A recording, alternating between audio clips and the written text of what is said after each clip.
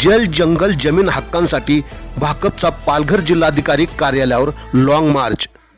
जल जंगल आणि जमीन या मूलभूत हक्कांच्या संरक्षणासाठी भारतीय कम्युनिस्ट पक्षाच्या वतीने पालघर जिल्हाधिकारी कार्यालयावर भव्य लॉंग मार्चला सुरुवात झाली आहे।